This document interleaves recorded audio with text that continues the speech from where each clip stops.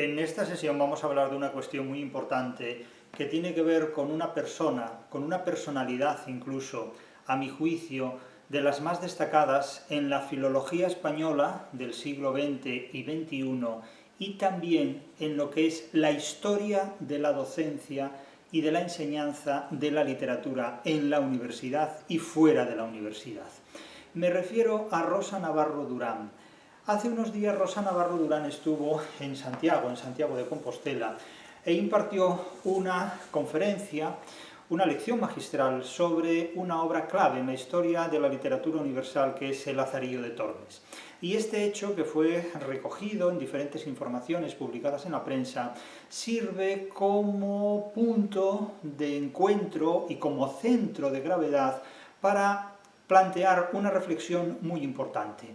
Una reflexión cuya conclusión voy a poner en la cabeza, en el principio, en el incipit de esta intervención.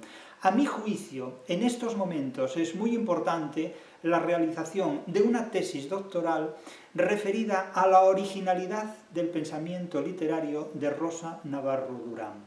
Es una idea que tengo en la cabeza desde hace mucho tiempo. Yo no podré hacer esta tesis doctoral porque no estoy en edad, en principio, de hacer una tesis doctoral, pero desde luego sí invito a quien pueda estar interesado en ello a acometer este objetivo académico.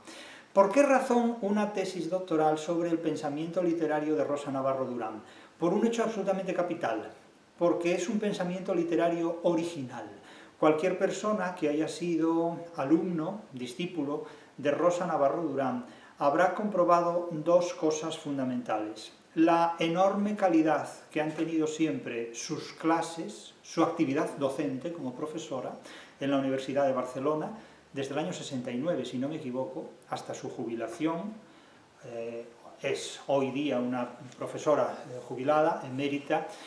Y por otro lado, aparte de su actividad docente, tenemos la originalidad de su pensamiento crítico, de su pensamiento interpretativo sobre la literatura española, en una dimensión tanto relativa a la lengua y sobre todo a la lingüística. La importancia que tiene el pensamiento de Rosa Navarro sobre la lingüística es mucho más honda de lo que aparentemente se cree y se ve, y sobre todo en el pensamiento crítico filológico. Es decir, Rosa Navarro ha hecho una serie de aportaciones a la historia de la interpretación de la literatura española que no pueden quedarse simplemente en un estante, en un anaquel.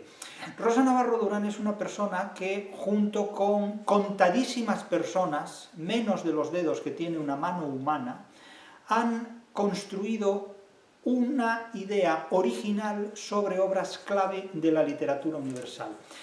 Pienso en Rosa Navarro y también pienso en Alfonso Martín Jiménez. ¿Y por qué cito aquí a Alfonso Martín Jiménez? Alfonso Martín Jiménez, colega mío del área de teoría de la literatura, alguien que tiene más o menos mi edad, y Rosa Navarro han sido personas que cada uno por su trayectoria académica, cada uno por su lado, se han atrevido a poner, con razones que lo fundamentan y no arbitrariamente, se han atrevido a poner nombre a un autor de una obra que, en el caso del Quijote de Avellaneda, no tenía nombre declarado, y Alfonso Martín Jiménez puso como autor del Quijote de Avellaneda a Jerónimo de Pasamonte. Y Rosa Navarro puso como autor del anónimo Lazarillo de Tormes a Alfonso de Valdés. Naturalmente, cuando alguien da un paso en esta dirección, por supuesto, ocurre lo que tiene que ocurrir. Chusma de gozques salen a la palestra para decir que eso que no es así. Entonces, claro, cuando Alfonso Martín Jiménez da una serie de razones y de argumentaciones para justificar, más allá incluso de las que ofreció Martín de Riquer, a quien, por cierto, no gustó demasiado que alguien compartiera su idea por aquello de quitarle protagonismo, cuando Alfonso Martín Jiménez argumenta más allá de Martín de Riquer que la autoría del Quijote de Avellaneda compete a Jerónimo de Pasamonte, pues muchos cervantistas ponen el grito en el cielo diciendo que no, que de ninguna manera. Claro, es muy fácil decir que no, facilísimo, porque el que dice que sí tiene que argumentar su afirmación con una serie de hechos de los que están exentos los nihilistas, los que no haciendo nada simplemente reducen todo a decir que no y a quedarse de brazos cruzados formando una coreografía, ¿no? Chusma de Gózquez. Bien, lo mismo le ocurre a Rosa Navarro. Rosa Navarro Durán, en un determinado momento, plantea esta tesis debidamente fundamentada, debidamente articulada, y claro, resulta muy fácil para todos los demás decir que no. Unos dicen que no, otros dicen que sí, y otros callan porque saben que Rosa Navarro tiene razón. Evidentemente, yo debo reconocer que inicialmente fui muy escéptico, tanto ante la tesis de Alfonso Martín Jiménez sobre la atribución del Quijote de Avellaneda a Jerónimo de Pasamonte, como también fui escéptico inicialmente con la atribución de Rosa Navarro a Alfonso de Valdés, en tanto que autor de Lazarillo de Tormes. Pero andando el tiempo y reflexionando muy detenidamente sobre las argumentaciones tanto de un autor, Alfonso Martín Jiménez, en el caso del Quijote de Avellaneda, como de Rosa Navarro, en el caso de la autoría de Lazarillo, tengo que reconocer que ya hace mucho tiempo uno y otro, Alfonso Martín Jiménez y Rosa Navarro, me convencieron respectivamente de que el autor del Quijote de Avellaneda es Jerónimo de Pasamonte y de que el autor de Lazarillo de Tormes es Alfonso de Valdés. Naturalmente no hay un registro notarial de una y otra autoría, pero las razones que han dado uno y otro sí me han convencido. Aquí voy a centrarme sobre todo en la labor de Rosa Navarro. Rosa Navarro, insisto, ha desarrollado una labor docente y una labor investigadora, crítica y académica de primera magnitud. No se ha reconocido esta labor tanto como la de otras personas que han hecho mucha menos labor, pero sin embargo tienen más renombre. Y no se ha reconocido ¿por qué? Por una razón absolutamente fundamental, porque la envidia es la forma más siniestra de admiración, y este es un argumento que acredita naturalmente la originalidad del pensamiento de Rosa Navarro. Por eso insisto en que es necesario hacer una tesis doctoral, o varias, pero por lo menos una, sobre el pensamiento literario, la originalidad del pensamiento literario de Rosa Navarro Durán, en lo que ha sido la interpretación de la literatura española, sobre todo del Siglo de Oro. Es decir, Rosa Navarro ha hecho una gran labor interpretando de manera original y única, obras clave de la literatura española universal que han nacido, que se han gestionado, que se han escrito en el Siglo de Oro español. Las interpretaciones de Rosa Navarro sobre Cervantes son absolutamente imprescindibles. Las interpretaciones de Rosa Navarro sobre Lazarillo de Tormes y otros autores de los Siglos de Oro son absolutamente imprescindibles y, aunque sean cuestionables, precisamente por eso resultan imprescindibles. No se puede leer el Lazarillo sin tener en cuenta las tesis de Rosa Navarro, y no se puede leer el Quijote ni las novelas ejemplares de Cervantes sin tener en cuenta el pensamiento crítico de Rosa Navarro. Y como decimos esto de Cervantes y del Lazarillo, podríamos decirlo también de muchas otras obras de nuestros autores clásicos. Ahora bien, se preguntan a veces algunos intérpretes ¿por qué las tesis de Rosa Navarro no han triunfado? Bueno, han triunfado donde han triunfado y no han triunfado donde determinados individuos no han querido hacerlas triunfar o hacerlas reconocibles o visibles. Pero los triunfos no son al 100% visibles ni al 100% eclipsables. Es decir, quien piense que el pensamiento de Rosa Navarro, valga la paronomasia, se puede eludir, se puede evitar o se puede minusvalorar, piensa de una manera equivocada y ante todo revela la forma más siniestra de admiración, cuyo nombre es la envidia. Entonces comprendemos esto, pero a nosotros no nos afecta. Aquí nos vamos a centrar precisamente en este tipo de interpretaciones originales, que es lo que en particular a mí, a título personal, me hace admirar de manera singular lo que ha sido el pensamiento literario de Rosa Navarro Durán. Voy a centrarme aquí, tomando como pretexto, tomando como partitura, como plataforma, la entrevista que le han hecho en la prensa, una de las que recientemente le han hecho en la prensa con motivo de su visita a un instituto de enseñanza donde Rosa Navarro habló del Lazarillo. Firma esta entrevista Olga Suárez. Cito su nombre y apellidos, y la entrevista me parece muy interesante, muy reveladora, teniendo en cuenta que, en fin, las entrevistas son siempre una trampa, porque siempre tratan de destacar un aspecto que no necesariamente se corresponde con la realidad, pero que resulta muy llamativo, y que se orienta de alguna manera a promocionar tanto o más el medio que la persona entrevistada. En este caso es una entrevista valiosa y el titular, claramente puesto en boca de Rosa Navarro, filóloga, advierte: no tengo ninguna duda de que Alfonso de Valdés es el autor de Lazarillo. Bien, esta es la tesis clave de uno de los momentos clave del pensamiento original de Rosa Navarro Durán y vamos a ver qué razones da aquí. Cualquiera que conozca la trayectoria académica y crítica y el pensamiento literario de Rosa Navarro verá que en este artículo, en esta entrevista, se sintetizan aspectos esenciales de ese pensamiento que en algún caso se han presentado ya en otros libros, y aquí quiero subrayar la presencia de este libro, Suplico a vuestra merced, del que hablaremos inmediatamente, dentro de un momento. Pero antes vamos a ver en esta entrevista, que recomiendo naturalmente, publicada hace muy poquito, lo que dice Rosa Navarro. La introducción de la periodista es muy inteligente, es una introducción muy inteligente, casi no parece escrito este fragmento por una periodista o por un periodista, como ahora se diría, sino por un filólogo también, incluso. Dice así, cito a Olga Suárez: los avances científicos ayudan a desvelar muchas incógnitas del pasado, pero hay algunas que siguen sin resolverse, como el nombre del autor de Lazarillo de Tormes, obra maestra de la literatura española de obligada lectura en institutos y que muestra cómo era la vida de la España del siglo XVI. Está considerada la primera obra picaresca y así se ha estudiado siempre, pero adversativa, y tras la adversativa se introduce a Rosa Navarro Durán como una adversativa. Pero Rosa Navarro Durán, catedrática de Literatura Española de la Universidad de Barcelona, está convencida de que su autor es Alfonso de Valdés, escritor y político humanista nacido en Cuenca en 1490 y representante del pensamiento erasmista, secretario de cartas latinas del emperador Carlos I de España, V de Alemania. Pero además esta filóloga, especializada en adaptar clásicos para el público infantil y juvenil, este es otro aspecto muy importante.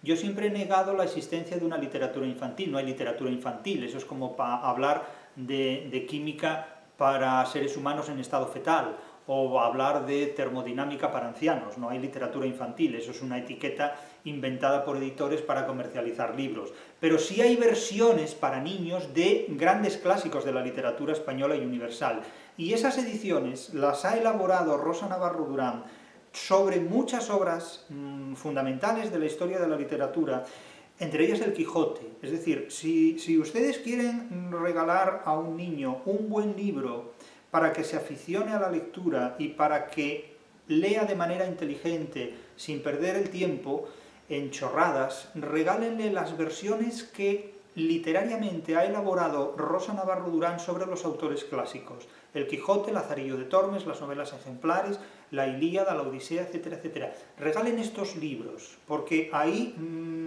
aprovecharán el tiempo, el dinero y la inversión y la educación de aquellos niños que puedan leer estas versiones literarias de Rosa Navarro Durán sobre los clásicos. Esto es muy importante, esto es realmente muy importante, vale la pena, eso son joyas bibliográficas. Pues bien, esta filóloga especializada en adaptar clásicos para el público infantil y juvenil niega que se trate de una novela picaresca, y tiene razón, porque Lazarillo, prototipo de la novela picaresca, no es realmente una novela picaresca, como Rinconete y Cortadillo, emblemática novela picaresca, tampoco es propiamente una novela picaresca, es que la novela picaresca es otra cosa, es otra cuestión completamente. Como dice Rosa Navarro, ni es novela porque es una obra muy corta, ni es picaresca. Lázaro no era un pícaro, era un pobre niño que no tenía que llevarse a la boca. Aunque ya está jubilada, sigue dando charlas en las que, bueno, charlas, lecciones magistrales, pero bueno, vale, charlas, en las que le apasiona hablar con los más jóvenes, sobre todo los de 14 y 16 años, me dan la razón después de escucharme. Leen el libro con otros ojos. Leen el libro con los ojos de la inteligencia que emana de la inocencia, que no de la ignorancia y que no de la envidia. Tras esta introducción, que a mí me parece muy valiosa para leer en la prensa habitualmente, comienza un interrogatorio, es decir, comienza una entrevista de pregunta-respuesta que plantea preguntas muy inteligentes y respuestas que quienes conocemos a Rosa Navarro ya sabemos, pero que resulta muy interesante leer en este formato porque es sintético, ya les digo, en 3-4 páginas de entrevista ustedes tienen sintetizada la argumentación de Rosa Navarro sobre la autoría de Lazarillo. Le pregunta, la primera pregunta, ¿cómo llega a la conclusión de que Alfonso de Valdés escribió el Lazarillo? Llegué por casualidad en el año 2002, no tanto por casualidad, aquí hay mucha reflexión previa, lo que sucede es que hay que saber atar los cabos sueltos, ahí consiste la originalidad, en no repetir siempre lo que nos han dicho, sino en buscar una solución diferente de aquella a la que nos han contado. Me di cuenta, dice Rosa Navarro, de que el último párrafo del prólogo no formaba parte ya del prólogo, sino que ya hablaba Lázaro, es decir, era el principio de la obra.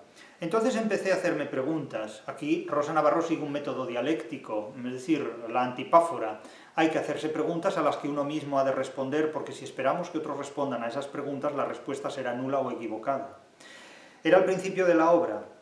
Empecé a tirar del hilo y me di cuenta de cosas evidentes, pero claro, son cosas evidentes que tenemos delante y que no descubrimos hasta que nos desvelamos y quitamos el velo de lo que hay delante.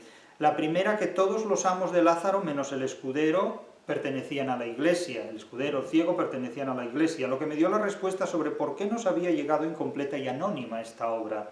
Fue una obra prohibida siempre. Estamos en la época de la Inquisición y se trata de una crítica clara a la Iglesia, y no es una novela picaresca. Traten ustedes de escribir hoy una novela equivalente al Lazarillo de Tormes, identificando a aquella institución que le prohíbe decir lo que ustedes piensan. Ya no será la Iglesia, será... ¿Cuál será? Escriban la obra y lo sabrán. Es decir, ¿qué poder les impide a ustedes decir lo que piensan? ¿Qué poder les impide a ustedes decir lo que piensan? ¿La Iglesia? ¿El Estado? ¿Qué ideología? ¿Qué corrección política les impide a ustedes decir lo que piensan? Traten de escribir una obra como Lazarillo hoy. Cela lo hizo en parte, ¿no? Las nuevas andanzas de Lazarillo de Tormes. Piensen que Pascual Duarte debe mucho al esquema de Lazarillo de Tormes, debe mucho al esquema de la novela picaresca, aunque Lazarillo no lo sea exactamente. ¿En qué género la sitúa entonces?, le preguntan a Rosa Navarro, si no es una novela picaresca, ¿qué es? Y Rosa responde, es una sátira erasmista y es muy breve. Y tiene razón con que es una sátira erasmista. Ahora hablaremos del erasmismo en unos términos diferentes incluso a los que menciona Rosa Navarro, pero no incompatibles con los que ella plantea. Y prosigue, ni siquiera es una novela, es un libelo contra la Iglesia, una sátira, porque el tono es cómico, a pesar de lo que va diciendo el pobre Lázaro, que es un muchacho maltratado, no hay dolor sino risa, le dan garrotazos como en las películas del cine mudo de Buster Keaton, donde recibía golpes, pero se levantaba como si nada, y eso mismo es lo que le pasa a Lázaro. Y tiene razón Rosa Navarro al interpretar esta novela, o este cuento, esta novela corta, o este cuento largo, esta pieza literaria, que se inscribe en la sátira no menipea, sino erasmista. Y ahora vamos a hablar de la sátira erasmista brevemente. Es decir, es una terrible crítica a una institución como la eclesiástica y no se puede firmar porque le habría costado la vida al autor. Pero es una novela que hay que leer más en clave cómica que en clave trágica. Pero como hoy vivimos bajo el tamiz de la ilustración y del romanticismo, parece que todo lo tenemos que leer en clave melodramática. La mayor parte de las interpretaciones que se nos han dado de Lazarillo son interpretaciones melodramáticas, trágicas, sociales incluso. Parece que lo escribió el Baroja de la Busca, el Benito Pérez Galdós, de determinados pasajes del sórdido Madrid decimonónico. Y no, es simplemente una sátira, una expresión cómica y crítica frente a una determinada institución como la eclesiástica, pero es una sátira llena de acrimonia, llena de acritud, llena de mordacidad, a veces de un sarcasmo terrible cuyo protagonista es el que ostenta las llagas de ese sufrimiento. Y prosigue una nueva pregunta, que fue lo que le llevó al nombre de Alfonso de Valdés en concreto. La verdad es que todo es casualidad en mi vida, puro azar. Bueno, yo creo que este es un azar resultante de reflexiones que no diré yo que sean inconscientes, pero al azar no llegamos por azar. Es decir, al éxito no llegamos por casualidad. En el siglo pasado, advierte Rosa Navarro, edité los 2 diálogos de Alfonso de Valdés por un encargo para Planeta. Me conocía perfectamente su obra, pero ni siquiera fue entonces cuando se me ocurrió llegar a él como autor de Lazarillo. Años después empecé a ver las similitudes con los diálogos de las cosas acaecidas en Roma. Esta obra es clave para interpretar el Lazarillo. Por ejemplo, en el hecho de que no se ponga nombre a los personajes. Ninguno de los amos de Lázaro tiene nombre, porque en las sátiras no se ataca a una persona en concreto, sino a un miembro de un grupo que actúa como el que se describe. El avaro, el misántropo, el enfermo imaginario. Es decir, en las tragedias sí, en las tragedias el avaro tiene nombre, el judío Shylock, el enfermo imaginario tiene nombre propio, el celoso tiene nombre propio, es Otelo, el misántropo tiene nombre propio, Timón de Atenas, etc. Pero en la comedia no. En la comedia se censura y se critica el arquetipo humano, el colectivo afectado por una patología social. En la tragedia se describe, se expone, se dramatiza el sufrimiento de un individuo víctima de una patología encarnada en un colectivo, del que ese personaje o del que ese prototipo es miembro superlativo. Otelo, los celos, Timón de Atenas, la misantropía, etcétera, etcétera. Pero Alcestes no es famoso por ser misántropo, sino simplemente es un nombre más común que designa un misántropo como el de Molière. Los clérigos atacan a los religiosos avariciosos y en el fraile de la Merced a todos los pederastas que hay dentro de la iglesia. Ninguno de los amos de Lázaro tiene nombre, repito, porque en las sátiras no se ataca a una persona en concreto, sino a un miembro de un grupo que actúa como el que se describe. Claro, el Lazarillo plantea unos problemas tremendos y demuestra cómo la literatura transgrede los límites autorizados de la libertad. Por eso, cuando yo he definido en la crítica de la razón literaria la literatura como una construcción que es una construcción humana y que es una construcción racional, que se abre camino hacia la libertad a través de la lucha y del enfrentamiento dialéctico, pienso en obras sobre todo como Lazarillo, que se abren camino hacia la libertad a través de la lucha y del enfrentamiento dialéctico, porque lo que la literatura dice es algo que las leyes prohíben, siempre. Evidentemente, una literatura que habla de lo que las leyes permiten ya es una literatura devaluada, es una literatura disminuida, porque la historia es siempre el triunfo de una ilegalidad, y la literatura contribuye decisivamente al triunfo histórico de una ilegalidad, como es la obra de Lazarillo de Tormes en muchísimos aspectos, o el Quijote en muchos otros aspectos. Y claro, entramos en un detalle muy delicado. Le pregunta a la periodista, es el capítulo más corto, el del fraile de la Merced, quizás el más cruel, y la respuesta es la siguiente: es el más corto porque la Inquisición se encargó de eliminar ese tratado inmediatamente. Tiene muy pocos renglones, pero su significado está clarísimo. Bueno, es lo que llamaríamos una aposiopesis, una reticencia. Esto a mí ya me lo explicaron en el tercero de bachillerato que tuve. Dice Lázaro, ese amo me dio los primeros zapatos que rompí en mi vida, pero no me duraron 8 días, ni yo pude con su trote aguantar más. Como la propia Rosa Navarro explica, nos dice que el fraile abusó sexualmente de él, abusó de él sexualmente, el fraile es un pederasta completo. Era un pederasta, y ya nos lo dice Alfonso de Valdés. Si ahora se leyera Lazarillo de Tormes siguiendo mi teoría, la de Rosa Navarro, se podría poner como ejemplo de este vicio horrible que corroe a la Iglesia y que ya estaba presente en el siglo XVI. Es decir, romper los primeros zapatos hace referencia a, digamos, la práctica sexual. De hecho, calzarse se utilizaba como sinónimo de fornicar, en definitiva. De tal manera que romper los primeros zapatos, imagínense ustedes lo que le rompía a este pobre chiquillo el cura de la Merced, el fraile de la Merced. No es necesario insistir más en estas situaciones francamente soeces y repugnantes, pero que cuando digo que la literatura pone el dedo en la llaga, es porque la literatura de facto, de hecho, pone el dedo en la llaga de las realidades. Es decir, cuando alguien dice, este amo me dio los primeros zapatos que rompí en mi vida, pero no me duraron 8 días, ni yo pude con su trote aguantar más, implica que lo sometía a vejaciones sexuales y abusos sexuales de todo tipo y que ya no pudo aguantar más. Eso es lo que se llama en literatura o en retórica literaria reticencia o aposiopesis, y es una manera de evitar adentrarse en más detalles que, con toda seguridad, ningún tipo de orden político correcto en cada época habría permitido nunca. Por eso digo siempre que la literatura está al límite de las libertades humanas, y la literatura siempre rebasa las libertades humanas autorizadas por las leyes, ¿no? Y, en fin, Rosa Navarro no me dejará mentir en este punto. ¿Cómo se explica esta teoría?, le preguntan. Por una parte, responde, porque conozco bien a los frailes de la Merced que nacieron en Cataluña, y ni llevan zapatos ni necesitan criados, son mendicantes. Y por otra, por todas las referencias que hace al calzado. El verbo calzar siempre se ha utilizado como sinónimo de fornicar, evidentemente. Describe a un fraile que se perdía por andar por fuera, era muy amigo de los asuntos de la calle y de hacer visitas, tanto que pienso que rompía él, dice Lazarillo, más zapatos que todo el convento, imagínense ustedes qué trotador.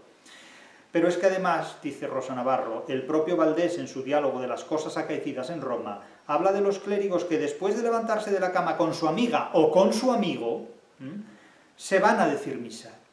Es el mismo que está en la escritura de Lazarillo de Tormes. No tengo dudas, advierte Rosa Navarro. Claro, evidentemente, imagínense ustedes la publicación de una obra de esta naturaleza en aquellos tiempos. Es decir, en el siglo XVI había más valientes que hoy. Hoy los literatos rinden pleitesía al poder. En aquel entonces los literatos usaban la literatura como una catapulta contra el poder, arriesgando su vida, indudablemente. ¿Es esta dura crítica a la Iglesia lo que llevaría a no firmar la obra?, le preguntan retóricamente. Era una obra peligrosísima por todo lo que dice. Era y es, sigue siéndolo. Lo que ocurre es que hoy está, digamos, escondida en la enseñanza media para que no dé problemas. Al igual, dentro de poco reemplazarán la lectura de Lazarillo por las obras de Almudena Grandes y todos más contentos aún. Era una obra peligrosísima por todo lo que dice, al igual que los 2 diálogos de Valdés, que también fueron prohibidos y circularon siempre anónimos. Y a él no lo quemó la Inquisición, porque era secretario de Carlos V, estaba protegido por el emperador. Es el momento del protestantismo, recuerda Rosa Navarro, cuando Lutero quema las bulas y empieza la gran separación de la Iglesia. Alfonso de Valdés participó en las conversaciones y lo dijo muy claramente en la Dieta de Augsburgo de 1530. Y aquí se cita al Alfonso de Valdés. Fíjense qué intelectual. Lo único que quiere Lutero es una cosa: si la Iglesia no se la da, se separará. Lo único que quería Lutero, advierte Rosa Navarro, era casarse.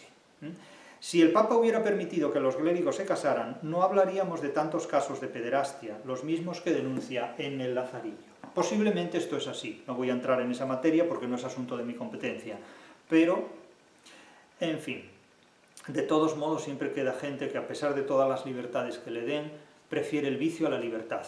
Ese es el gran problema de la democracia, que teniendo libertad, la gente sigue prefiriendo el vicio a la libertad.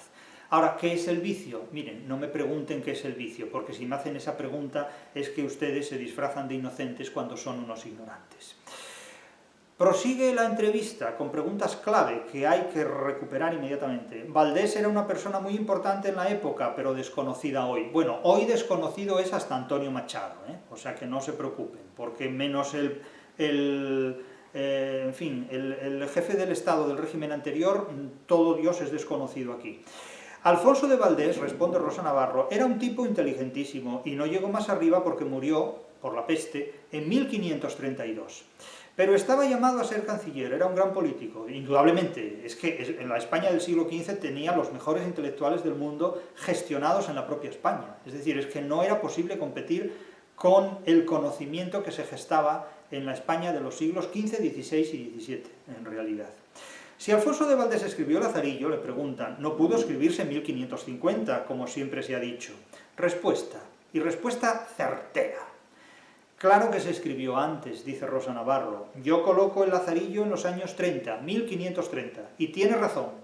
La primera novela picaresca, Vida y hechos del pícaro Guzmán de Alfarache, de Mateo Alemán, se publica en 1599, ya en una fecha bien tardía, del último año del siglo XVI, a finales del XVI, no antes. Y las novelas picarescas nunca se prohibieron, porque a los curas no les preocupaba la lujuria de los demás, pero sí que denunciaran la suya propia. Y aquí Rosa Navarro está, como siempre, muy acertada. Es que Rosa Navarro dice cosas que ninguno de sus colegas dijo, y las dice de una manera que a mí, desde luego, me resultan completamente ejemplar. Es que en la Universidad Española ha habido una serie de personas, entre las cuales están Rosa Navarro, Gustavo Bueno y pocos más, y muy pocos más, que han construido un pensamiento original, rodeados de un montón de gente que lo único que ha hecho ha sido sentir envidia por esa originalidad de pensamiento crítico, ni más ni menos. Y para mí estas gentes, que se cuentan con menos de los dedos que tiene una mano humana, son realmente personas de referencia. Aunque yo no haya sido discípulo directo de ellos, porque yo nunca fui alumno presencial en las clases de Rosa Navarro en la Universidad de Barcelona, tampoco en las de Gustavo Bueno, asistía puntualmente de manera libre, y a Rosa Navarro tuve ocasión de oírla en diferentes conferencias que dio y de conocerla personalmente. Yo conocí ya a Rosa Navarro teniendo yo ni 20 años siquiera, en los congresos de la Asociación de Cervantistas, donde Rosa Navarro, con 30 y tantos años, pues ya 30 y pico años, no tenía ni 40 años todavía, Rosa Navarro pues acudía, impartía conferencias plenarias y sesiones plenarias sobre Cervantes, y evidentemente uno cuando oía hablar a Rosa Navarro de Cervantes o de lo que fuera, yo conocí a Rosa Navarro hablando Rosa Navarro de Cervantes, uno ya notaba claramente que el pH de la calidad y de las originalidades que Rosa Navarro exponía no tenía nada que ver con el común de los colegas. O sea, aquello era otra cosa completamente diferente. Es decir, Rosa Navarro interpretaba la literatura en una tesitura y en una tonalidad poco usada por los demás, en una tonalidad que no todo el mundo llegaba a interpretar como ella. Aquello era algo completamente diferente, era una referencia. Como Rosa Navarro se mantuvo siempre independiente de todo tipo de grupos, camarillas, tendencias, ideologías y corrientes, pues evidentemente se hizo a sí misma, se construyó a sí misma, llegó a la cátedra por méritos propios, siendo mujer en una época donde ser mujer era un enorme problema, y no necesitó ningún tipo de ayuda ideológica, ni política, ni de nada. Es decir, ella se construyó a sí misma con una fuerza, con una originalidad y con una coherencia en su pensamiento crítico que no debe nada absolutamente a nadie más que a su propio esfuerzo. Y para mí esto es algo absolutamente modélico. Yo esto no lo puedo decir de cualesquiera otros de mis colegas así como así, salvo de muy pocos y muy puntualmente, ¿no? En este sentido. Y yo nunca he sido turiferario de nadie, y no necesito serlo, menos ahora ya, después de que ya he hecho hace años todo lo que tenía que hacer, y por eso me permito hablar con una absoluta libertad sobre todo lo que me dé la gana. No estoy haciendo ningún elogio de Rosa Navarro, estoy simplemente exponiendo objetivamente el pensamiento literario, crítico y original de una persona que me resulta admirable precisamente por la originalidad de su pensamiento crítico, no por otra razón, ni más ni menos. Es decir, no es un elogio lo que estoy haciendo una exposición completamente objetiva de un pensamiento crítico original que es modelo de lo que debe hacerse en la interpretación de la literatura, al menos a mi juicio. Le pregunta a la periodista, también se ve en la obra, en el Lazarillo de Tormes, mucha referencia, se ven muchas referencias al pasado judío de los Valdés, de la familia de Valdés, un apellido, por otro lado, muy ilustre en Asturias, los Valdés. Bueno, esto de muy ilustre en Asturias lo digo yo, no lo dice la periodista. En realidad, se responde, muchos de los grandes escritores del siglo XVI tienen origen judío, como Teresa de Jesús. Son católicos que se mantienen al margen y pueden dar una visión distinta de lo que ven. Claro, esta visión distinta, dialéctica, es muy enriquecedora. No anda lejos Cervantes de esta visión, ¿eh? Y sí, hay muchas referencias en la obra. El escudero es judío converso. Las mujeres que vivían con el escudero viven solas, y en esa época solo las mujeres judías podían vivir solas. El capellán le pedía 30 maravedíes, el mismo número de monedas por las que Judas vendió a Cristo. Es decir, toda la obra está llena de guiños hebreos. Lo que ganaba los sábados era para él, otra referencia al día sagrado, al Sabbat. La gente lee estos datos y no se da cuenta de lo que está escrito, pero ahí están esos datos y hay que saber leerlos. De ahí la importancia que tiene la formación en la interpretación de la literatura. Cuando se lo digo a los chicos en los institutos, lo ven clarísimo. Bien, es que cuando nos habla un buen maestro, las cosas se ven con nitidez. Cuando alguien habla en nombre del conocimiento científico y no en nombre de la ideología, ni de la filosofía, ni de la religión, el saber se desarrolla con mucha más libertad. Los grandes enemigos de la libertad han sido siempre las filosofías dogmáticas, las religiones de todo tipo y pelaje, y por supuesto las ideologías que son enemigas de la libertad. Siempre. Incluso asegura que dejó su nombre encriptado en el título, y aquí Rosa Navarro lo explica, muy sintéticamente. Eso lo vi mucho después por casualidad. Bueno, Rosa Navarro habla de la casualidad, pero en realidad la casualidad hay que saber concertarla, la casualidad hay que saber convocarla racionalmente. Lo vi por casualidad en un facsímil de la Junta de Extremadura, donde las 3 letras del comienzo estaban destacadas en otro color, L-A-V, LAV. Y entonces vi el final, la vida de Lázaro y de sus fortunas y adversidades. ¿Por qué un título tan largo para un libro tan pequeño? Si se une el principio y el final del título, ahí está el Valdés. Val, al revés. Leído de izquierda a derecha porque así se lee en el hebreo. Otra referencia judía más. Y claro, ¿qué le falta a Lazarillo para no ser una obra incompleta? Porque es una obra incompleta, de hecho. La respuesta es muy clara. Además de las partes censuradas del Tratado del Fraile de la Merced, el texto original tuvo que tener un apartado llamado argumento, como lo tiene la Celestina, de hecho. Característico en todas las obras de la época, lo que hoy sería la contraportada de los libros. Nótese que Rosa Navarro explica hasta los más menudos detalles actualizándolos. Ahí explicaría algo así como que una dama a la que llegan rumores sobre su confesor, este es el núcleo matriz de Lazarillo, una dama a la que llegan rumores sobre su confesor, rumores de que su confesor mantiene una relación de concubinato con una mujer casada con Lazarillo de Tormes, con Lázaro de Tormes. Pide que se haga una información sobre el caso. Es decir, pero vamos a ver, yo tengo de confesor a un cura amancebado con la mujer de Lázaro de Tormes, yo quiero saber esto, quiero saber si hay algún fundamento de verdad. ¿Y a quién pregunta? Pues al propio Lázaro de Tormes. Y claro, y para ello le pregunta a su criado, que también es el pregonero, y que es Lázaro. Para la Inquisición esto era tan fuerte que lo debió de quitar inmediatamente. Bueno, pero eso seguro, vamos. Al igual que la explicación de quién es Lázaro y quién es vuestra merced. Con ese resumen que no se conserva, no nos hubiéramos equivocado al leer el Lazarillo, pero eso se quitó inmediatamente. ¿Conoce otras teorías que dan la autoría a otros escritores? Las conozco todas, responde, y te las puedo, la tutea, te las puedo desmontar una a una. La última que ha salido dice que el autor es Juan Valdés, el hermano gemelo de Alfonso de Valdés. Los dos se querían mucho, eran hermanos, y a pesar de ser hermanos se querían mucho. Y Alfonso, antes de morir, pide a su hermano que guarde todos sus documentos. Por eso es él quien tenía el Lazarillo, pero no porque lo hubiera escrito, sino porque lo guardó. Juan escribía mucho peor que su hermano. Otra teoría dice que lo escribió un inquisidor, Orozco. ¿Cómo va a ser un inquisidor el autor de un libelo contra la Iglesia? Y tiene razón, esto es rotundamente imposible. También hablan de un cura al que le encontraron un ejemplar en su celda, pues porque lo estaba leyendo, obviamente.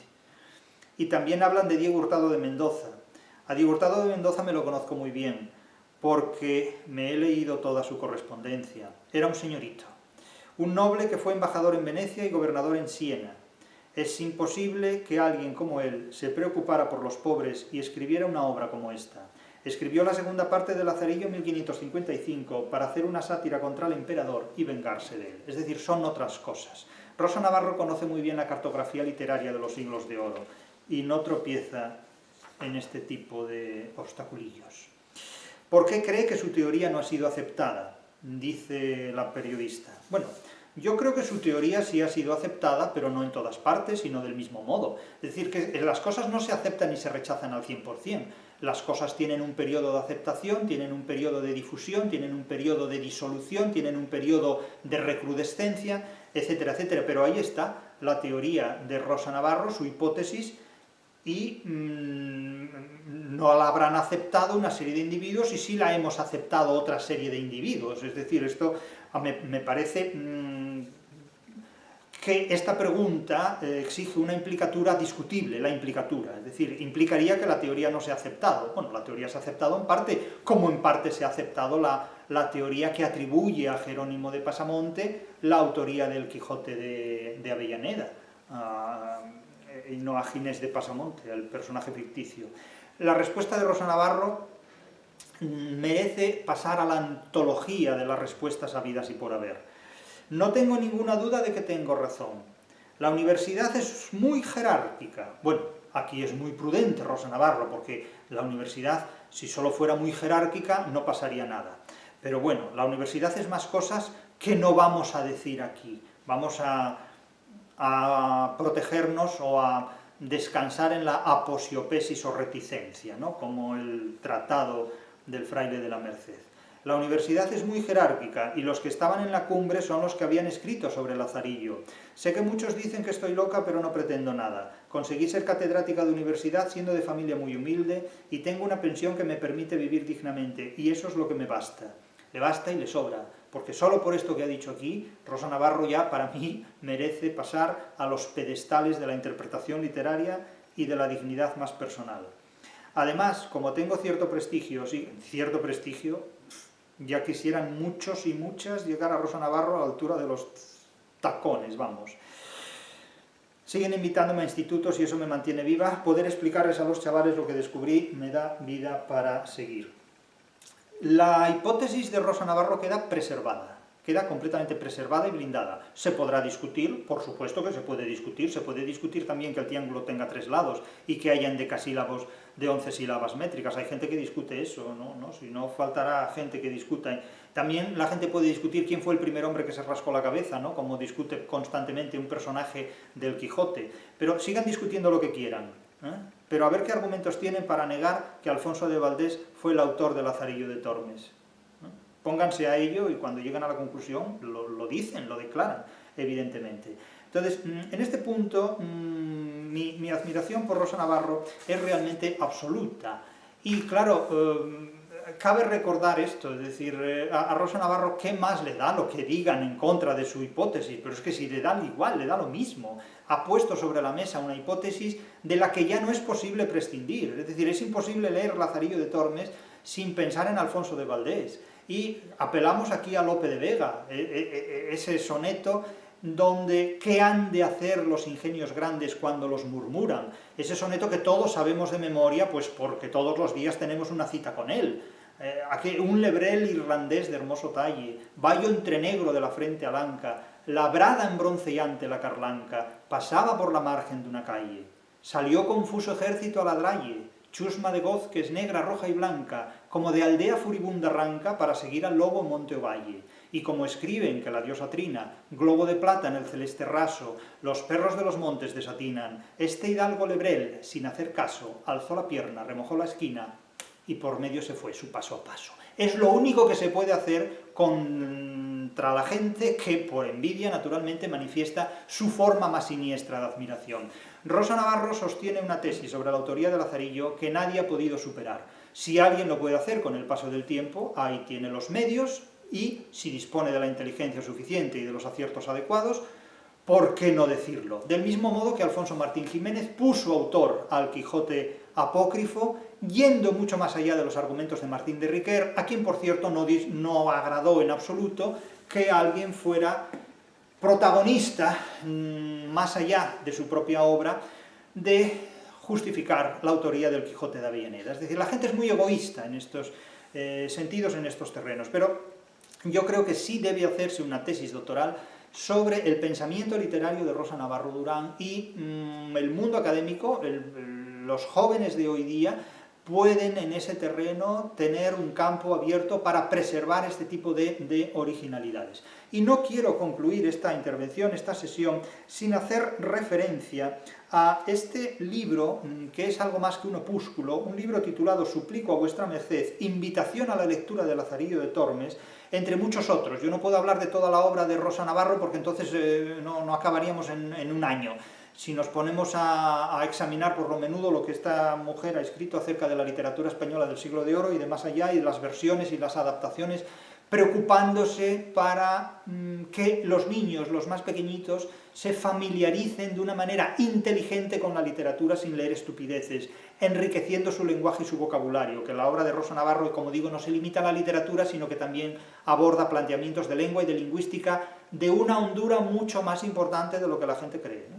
Mucho más importante de lo que la gente cree. Este libro, Suplico a vuestra merced, invitación a la lectura de Lazarillo de Tormes, que yo tuve la satisfacción de editar en Editorial Academia del Hispanismo, es una obra que también sintetiza muy claramente, con mayor holgura naturalmente de lo que permite el formato de una entrevista, la autoría de Alfonso de Valdés en el Lazarillo de Tormes.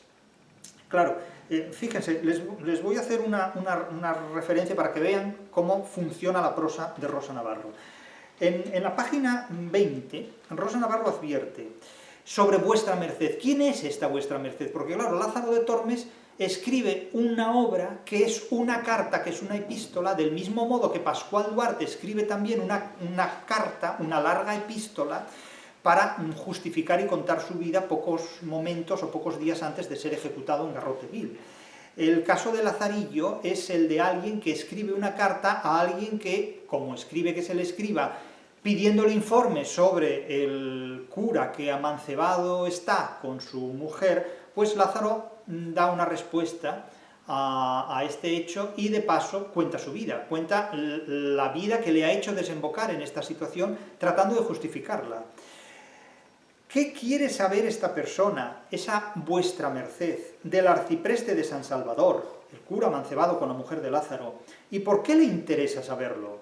Vuestra merced no vive en Toledo, porque de lo contrario no tendría Lázaro que contarle que es pregonero en esta ciudad y además le conocería.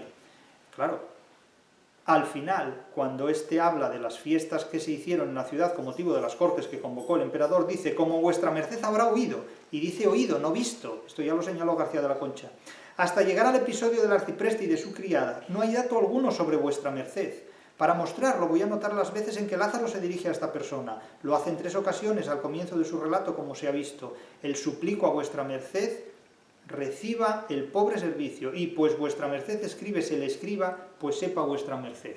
Es decir, que las anotaciones filológicas que hace esta mujer son muy claras, pero no están orientadas a contar o a recitar lo que ella ha leído o aprendido de sus maestros o de los libros que ha leído, sino que es un pensamiento original, muy crítico, que va mucho más allá de las cosas y que da vuelta a lo que nadie dijo de Lazarillo antes de lo que ella lo dijera. En ese sentido, lo que ha escrito Rosa Navarro es absolutamente imprescindible. Vamos a la sátira erasmista para concluir. Yo he sido siempre muy crítico con el pensamiento erasmista y he negado siempre que el erasmismo haya tenido en España una presencia tan grande como se le ha atribuido. Porque mi interpretación en este punto no es que Erasmo haya influido en España, sino que el pensamiento crítico español ha sido de tal envergadura y de tal poder que internacionalmente e históricamente se ha interpretado no como un pensamiento original hispano, sino como un pensamiento que se ha interpretado a través del filtro erasmista. Quiero decir con esto que lo que Erasmo pensaba y lo que se escribía en España coinciden, no porque lo que se escribiera en España siguiera literalmente a Erasmo, sino porque se trata de una poligénesis. Es decir, Erasmo piensa de una manera que coincide con la manera en que piensan muchos escritores españoles, entre ellos sobre todo Cervantes. Y aquí, más que una influencia de Erasmo sobre España, lo que hay es una poligénesis de personas inteligentes que coinciden en muchos aspectos. Y naturalmente, si Erasmo brilla es porque hay una literatura como la española, de la que Erasmo es en cierta manera parasitario. No es que Erasmo haya influido en la literatura española, a mi juicio. Las tesis de Rosa Navarro son diferentes en este punto, y no hay ningún problema en ello, cada uno tiene sus ideas.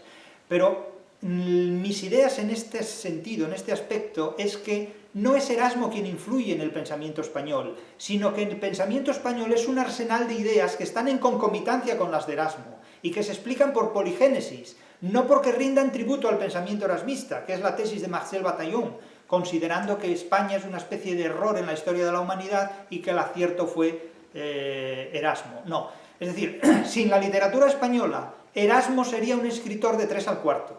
Si Erasmo brilla sobre todo, es porque está avalado por una literatura como la española, de la que Erasmo históricamente se parasitó y gracias a la cual Erasmo triunfa sobre todo. Es decir, la originalidad del pensamiento cervantino no es Erasmo, es un pensamiento cervantino que está en concomitancia con la caja de resonancia erasmista, a través de la cual se leyó buena parte, por parte de los hispanistas extranjeros, de la literatura española. Esta es mi idea, fundamentalmente, idea que naturalmente se puede discutir, compartir o desechar, pero es mi idea. No está en disonancia con las ideas de Rosa Navarro. Rosa Navarro ve en el Lazarillo una sátira erasmista. Claro que en el Lazarillo hay una sátira erasmista, obviamente, pero no tanto porque Alfonso de Valdés haya imitado a Erasmo, sino porque las ideas originales de Alfonso de Valdés coinciden con las ideas de Erasmo. Indudablemente. Es decir, Alfonso de Valdés es lo suficientemente independiente y lo suficientemente inteligente como para no necesitar a Erasmo a la hora de escribir el Lazarillo. Otra cosa es que esas ideas estén presentes como común denominador en la inteligencia, en la intelectualidad y en la mente y en el discurso y en las obras de todos aquellos autores que, coincidiendo en el tiempo, no tanto así en el espacio, Róterdam, Toledo, etc., Cuenca, en el caso de Alfonso de Valdés, pues se den y se expliquen por los mismos motivos históricos. Es decir, no, insisto, Alfonso de Valdés no es un parásito de las ideas de Erasmo, sino que es un autor original que junto con Erasmo comparte las mismas ideas. Y naturalmente en este sentido sí podemos decir que Lazarillo es una sátira erasmista, pero también podemos decir que es una sátira valdesista, en definitiva. Y explico por qué, y cito aquí las palabras de Rosa Navarro. Fíjense cómo esta sátira erasmista es una sátira contra la Iglesia, es una sátira sobria, es una sátira muy intelectual, no es la sátira menipea, no es la sátira helenística, de Menipo, de Gádara, es decir, o los diálogos antisocráticos, en fin, de Samosata, de Luciano de Samosata, ¿no? La sátira erasmista es una sátira mucho más sobria, es una sátira cervantina, básicamente, no porque Cervantes sea deudor de Erasmo, sino porque Cervantes tiene un sentido crítico que coincide con el de Erasmo. Erasmo no es un novelista, Erasmo no escribe novelas, Erasmo es un filólogo, básicamente, y un ensayista, que no se adentra en el terreno de la creación literaria. En el terreno de la creación literaria se adentran los escritores españoles que, al desarrollar una crítica, se nota claramente que esa crítica está en consonancia, no es un discanto, por así decirlo, de la crítica de Erasmo, de Rotterdam, pero no tiene una deuda con Erasmo, tiene una consonancia con Erasmo, que no es lo mismo, no es lo mismo, no es lo mismo. Cito a Rosa Navarro: Lázaro declara sobre el caso porque una dama que se confiesa con el arcipreste de San Salvador ha pedido que se haga una información sobre estos rumores que afectan a la conducta de su confesor y que con razón le inquietan. El pregonero es un testigo digno de fe. Ya lo creo. No hay, bueno, ya los cuernos hablan por sí solos. Lo que sucede es que de paso cuenta su vida. Según él, para que se vea su mérito al salir a buen puerto y también para poder decir al final que ese tiempo estaba en su prosperidad y en la cumbre de toda buena fortuna. Y esa prosperidad se puede leer con la misma clave irónica con la que se lee la prosperidad que había alcanzado Celestina, como le dice a Lucrecia cuando tenía sentadas a la mesa a 9 mozas de tus días. La alcahueta recuerda con lágrimas la mucha honra que entonces tenía. Fíjense ustedes la honra que puede tener un lupanar lleno de chavalas, lozanas como la andaluza, y trabajando a todo rendimiento. Como todo crece o decrece, según añade, todo tiene sus límites, todo tiene sus grados. Mi honra llegó a la cumbre, según quien yo era, dice Celestina, regentando uno de los lupanares más famosos del mundo mundial en su tiempo. Es lo mismo que dice Lázaro de Tormes, prosigue Rosa Navarro. Lo que sucede es que para llegar a esta cumbre le han ayudado mucho los miembros viciosos de una iglesia corrupta. Claro, es que entre la libertad y el vicio la gente escoge la libertad, no, escoge el vicio. Ese es el problema. El problema para los que son enemigos del vicio y la solución para los que son enemigos de la libertad. Es que el vicio da muchas más libertades a corto plazo que la democracia, pero, en fin, a largo plazo veremos. A largo plazo cae Roma, el cuán largo me lo fiáis, etcétera. Lázaro va a ser víctima y testigo de sus abusos, de sus engaños, de sus vicios, de los vicios, abusos y engaños eclesiásticos. Ese es el propósito de la obra, desengañar al lector, desengañar a la mujer que se confiesa con el amancebado arcipreste.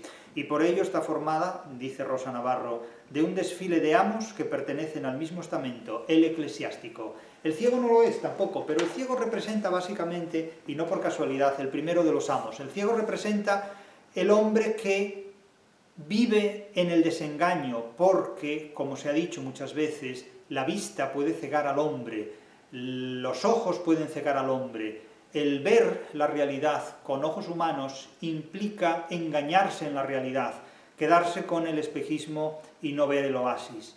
Lazarillo de Tormes en este punto es una obra de un profundo desengaño, y no por casualidad el primero de los amos es un ciego, que se supone que es una persona de ojos mutilados, cegado y que no ve la realidad, pero es que precisamente los más engañados son aquellos que ven la realidad con ojos humanos y que reducen lo inteligible a lo sensible, porque más allá de lo sensible no son capaces de hacer una construcción inteligible de la realidad en la que viven.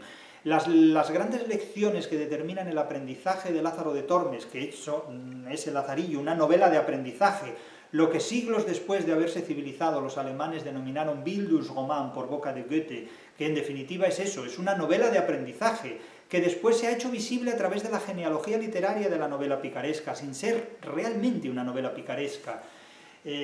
Como dice la propia Rosa Navarro, en definitiva ese ciego que representa la sabiduría cegada, la sabiduría que ciega al hombre, porque el hombre verdaderamente sabio es aquel que se niega a ver la realidad tal como se presenta a los ojos humanos y es capaz de trascenderla, como Tiresias es capaz de ver lo que hay más allá de las apariencias porque no cae en el cebo de las apariencias, del mismo modo que Ulises oye el canto de las sirenas, pero debidamente amarrado al mástil, al trinquete de la nave, no se deja seducir por esos cantos de sirena. En definitiva, subrayo la importancia que tiene el pensamiento literario de Rosa Navarro Durán, que merece la preservación en nuevas investigaciones, en nuevas tesis doctorales que se desarrollen, y advierto algo muy importante. Si Rosa Navarro no fue una autora reconocida como otros autores que han vivido más de la filología de salón y del exhibicionismo narcisista, ha sido precisamente porque su originalidad es muy superior a la carente en la obra de otros muchos de nuestros colegas que no llegan a ese pensamiento crítico y original de Rosa Navarro. Pero piensen ustedes en una cosa, y es el último ejemplo que les pongo. ¿Qué puede admirar una sociedad como la nuestra en una autora que ha demostrado que María de Zayas es un heterónimo de un hombre llamado Alfonso Castillo Solórzano? Cuando una mujer es capaz de convertir uno de los referentes del feminismo, como María de Zayas, en el heterónimo construido por Castillo Solórzano, estamos hablando de lo mismo que si admiramos a Carmen Mola, que es el resultado de la construcción de tres hombres. Claro, cuando se destruyen mitos de esta naturaleza, en virtud de los cuales nuestras sociedades contemporáneas están absolutamente obsesionadas en sus patologías, es muy difícil que se admire a alguien que va desarrollando un pensamiento propio en contra de la corriente mayoritaria. Pero precisamente este tipo de personas, las que son capaces de enfrentarse al kitsch, las que son capaces de desarrollar un pensamiento propio y original frente al común denominador en el que naufraga inconscientemente el común de los colegas, este tipo de personas es la que merece nuestro reconocimiento, nuestra admiración y nuestra dedicación. E insisto que no he hecho un elogio de Rosa Navarro Durán, he hecho una exposición crítica de un pensamiento original. El que lo pueda superar, ahí tiene el futuro para hacerlo.